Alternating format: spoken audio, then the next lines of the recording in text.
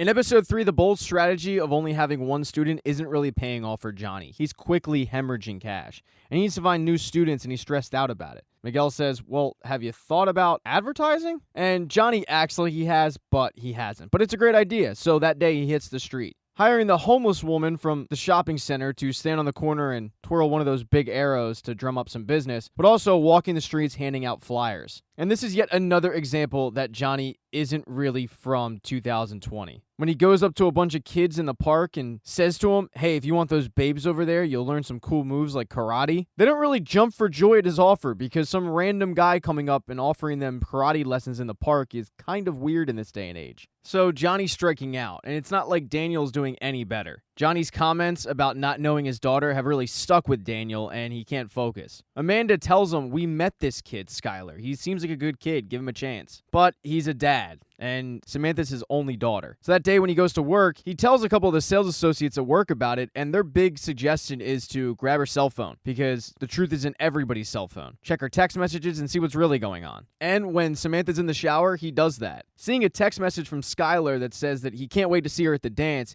he's got a big surprise for her, and he'll give it to her when they sneak off. And Samantha is completely unaware of this. The next day at school, all the kids get a talking to from one of the faculty members about cyberbullying. This faculty member seems completely oblivious to the fact that she's doing more harm than good, telling all the kids that she recently had a parent call up that her son was crying because kids were making fun of his facial deformity. And there aren't a lot of kids with facial deformities in that school, so it's pretty obvious that it's Eli. She then goes into the school dance in appropriate costumes, but the kids aren't really listening to her. And Aisha slides up to the popular kids table and starts talking to Samantha, telling her that she has the perfect costume to go as. Sodium chloride, because they usually go as costume pairs. And when people ask what they are, they'll just throw salt. Yasmin, seeing that Sam is talking to Aisha, has to interject, saying, what is that, some stupid inside joke between you two? Not understanding that sodium chloride is table salt. I mean, the idiot. Yeah, I'll act like I knew that too. Samantha then tells Aisha that they've all decided to go as Laker girls, and maybe they can get an extra costume for Aisha, but Yasmin puts an end to that, saying even though they're one size fits all, she doesn't think that's going to work for Aisha, really hurting Aisha's feelings. That night at dinner, Sam is telling her parents that she feels bad about it, but she doesn't want to go to a Halloween dance dressed as a molecular compound. And her mom is taking her side, saying, well, you don't have to, but it doesn't mean you don't have to hang out with Aisha as well. You can see her at the dance. And Sam thinks that's a pretty good point. But then Daniel mentions how he'll be chaperoning the dance, and Samantha is pissed. She feels like it's completely embarrassing that her dad is going to be a chaperone there, even though Daniel says, don't worry about me, I'll be a ghost. When in reality, his intentions are to keep an eye on his daughter. Now, back with Johnny, he might have actually had his ass saved by Miguel, because Miguel shows up for training that day and Johnny tries to cancel it. But Miguel's been hard at work, creating a website for Cobra Kai and mentioning how they can do a whole social media advertising campaign, something that Johnny was completely unaware even existed. So this really brightens up Johnny's mood, and he decides to help Miguel, because Miguel has been wanting to learn how to kick and break boards. So Johnny tells him, meet me at the school tonight at midnight.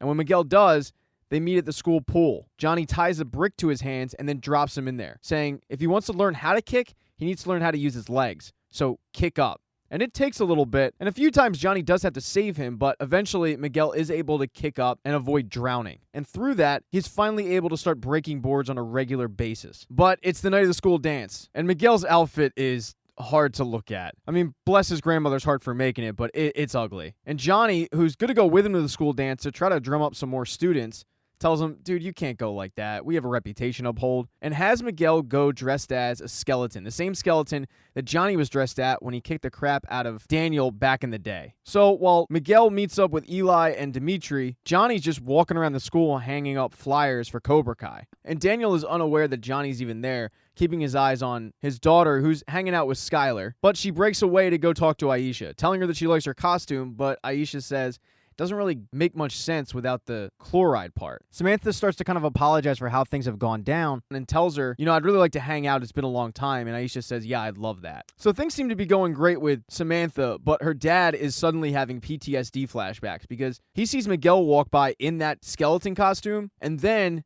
out of the corner of his eye, he notices a flyer for Cobra Kai. And he just has a hunch that Johnny is near. So he starts walking around the school and finds him and tells him, you can't be here. You can't be on school premises hanging this stuff around. But he gets distracted because he sees down the hallway Samantha run off with Skylar.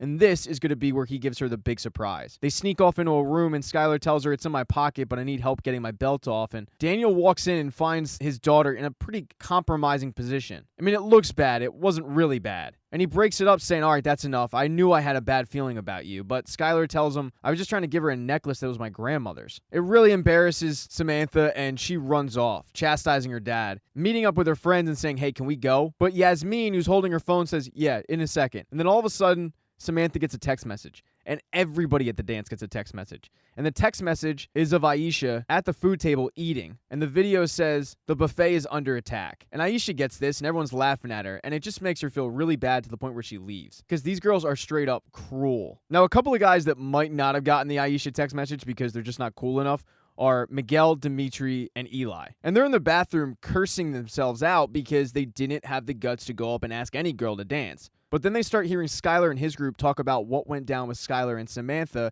and how Daniel broke it up. And apparently that whole BS about his grandmother's necklace wasn't even true. He's tried that before. But as the boys are eavesdropping, they knock over some lacrosse sticks, and it alerts Skylar and his group to the fact that someone's listening to him. And when they see it's Miguel and the nerd herd, all of a sudden Skylar becomes Tommy Toughnuts again. Now, Dimitri and Eli get the hell out of there, but with the newfound confidence that Miguel has from breaking boards and learning karate, he stands his ground. And Skylar tells him, that guy's not going to help you now. But Miguel doesn't need it, kicking Skylar down. Although he does forget it's 4 versus 1, and eventually that group ends up grabbing Miguel and kicking the crap out of him. And as Johnny is continuing to hang flyers on the halls, he sees Skylar and his group leave the bathroom, joking about what they just did. And when he goes inside, he finds Miguel face down on the ground, beat up. And yes, it took me till episode 3 to realize that Kyler is the bully in this, and they call him Kai.